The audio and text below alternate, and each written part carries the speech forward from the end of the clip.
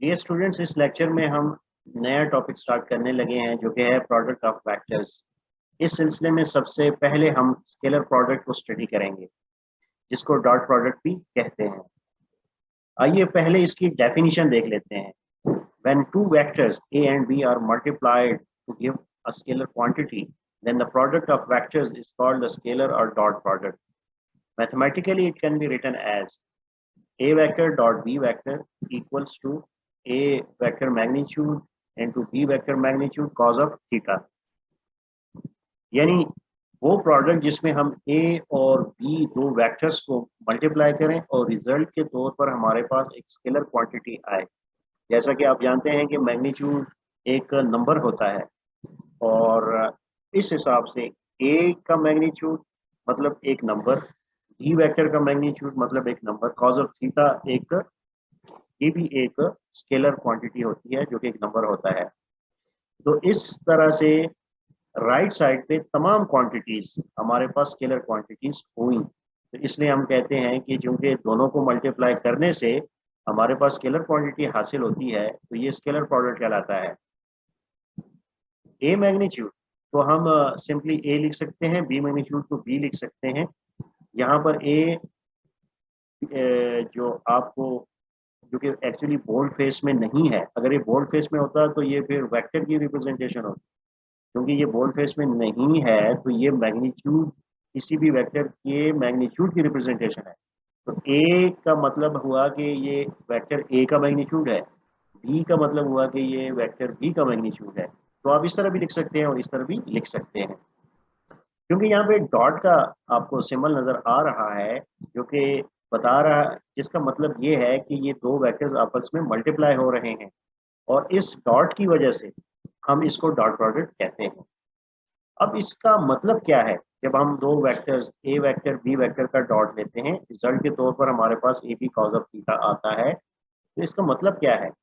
तो इसका मतलब ये है कि the amount of B vector in the direction of A vector times the magnitude of A जो आपको नजर आ रहा है ये ए वेक्टर का मैग्नीट्यूड है, और जहां तक बी कॉज ऑफ थीटा जो फैक्टर है इसका ताल्लुक है, ये एक्चुअली बी वेक्टर का वो वाला अमाउंट है, वो वाला कंपोनेंट है जो कि ए वेक्टर की डायरेक्शन में है। तो इसलिए इसका मतलब ये है कि the amount of B in the direction of A times the magnitude of A. तो आप इंट्यूटिवली इस तरह कह सकते हैं कि how much two vectors point in the same direction, क्योंकि इनकी डायरेक्शन फिर हमारे पास यानी ए मैग्नीट्यूड की और B cos of theta magnitude की वो एक ही सेम डायरेक्शन में होंगे। मैं आपको ये आगे फिगर में जाकर बताऊंगा।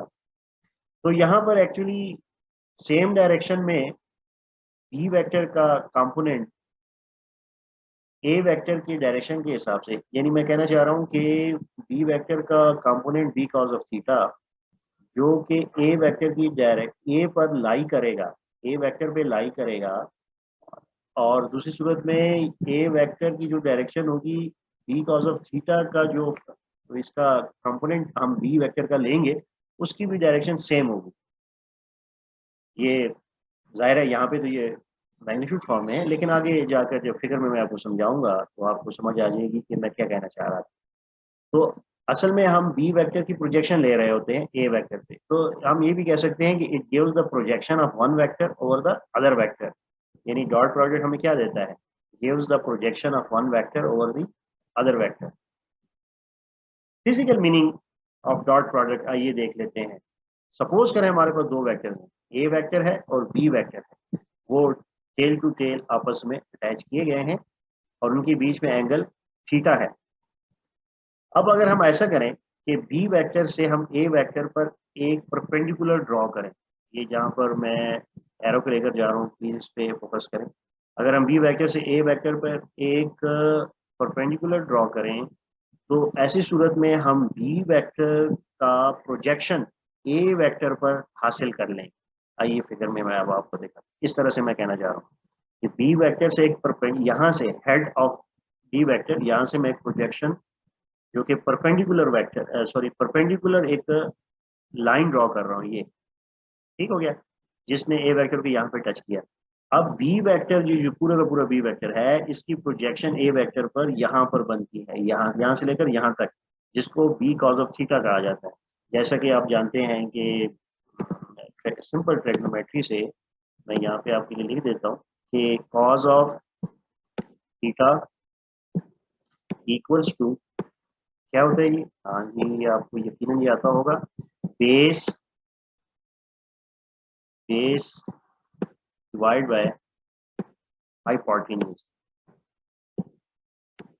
ठीक, अब आप यहाँ पे थोड़ा सा फोकस करें तो आपको अंदाजा हो जाएगा। देखें ये एक जो ट्राइंगल है, इस पे जब हम कॉज ऑफ थीटा की सिंपल ये वाला एक्सप्रेशन अप्लाई करेंगे तो हम यहाँ से लेकर यहाँ तक जो बी वेक्टर की प्रोजेक्शन है वो हासिल कर सकते हैं।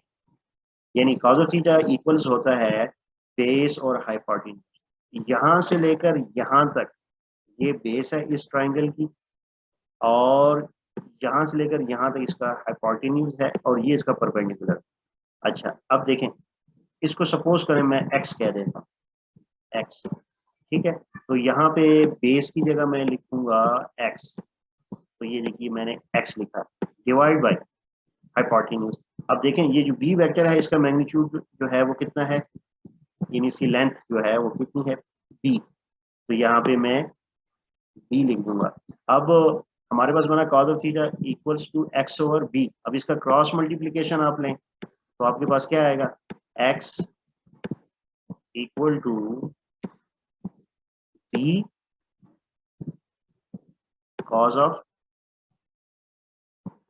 Theta, exactly. तो देखें इसको जो बेस है उसको हमने x कहा था, तो वो किसकी इक्वल है, b कॉज ऑफ थीटा, बिल्कुल सही, b कॉज ऑफ थीटा। तो इस तरह से हम ये बेस हासिल कर लेंगे। तो इन अदर वर्ड्स हम b वेक्टर की प्रोजेक्शन a वेक्टर पर हासिल कर लेंगे। तो ये जो b कॉज ऑफ थीटा है ये a वेक्टर के ऊपर b वेक्टर का प्रोजेक्शन है। अब a वेक्टर की डायरेक्शन तो ये है, तो b cos of theta b vector का वो वाला कंपोनेंट होगा जिसकी डायरेक्शन a की वेक्टर की डायरेक्शन में होगी, जहां जैसे यहाँ पे लिखा गया है, यहाँ पर ये dot product tells us something about how much two vectors point in the same direction. अब जाहिर है बी वेक्टर को जो मैं उसके रेक्टेंगुलर कंपोनेंट्स में रिजॉल्व करूंगा, रेक्टेंगुलर कंपोनेंट्स में रिजॉल्व करूंगा, तो ये आ जाएगा B cos of theta I cap plus, और इसका अगर मैं वर्टिकल कंपोनेंट लूँ तो ये बनता है, वो हो जाएगा plus B sine of theta J cap. तो अगर मैं इसके साथ आई कैप लगा दूँ तो फिर ये बी वेक्टर का ये वाला कंपोनेंट की डायरेक्शन और ए वेक्टर की डायरेक्शन सेम हो जाएगी। तो यहाँ पे जो मैं बताना चाह रहा था वो आप इस तरह से समझ सकते हैं। और यहाँ पे जो कहा जा रहा है कि it gives the projection of one vector over the other vector. तो देखें बी एक वेक्टर है, वो ए जो वेक्टर है बी वेक्टर की प्रोजेक्शन आप ए वेक्टर पर ले रहे हैं। तो इस तरह से डॉट प्रोडक्ट हमारी हेल्प करता है कि ये हमें projection of one vector over the other vector देता है।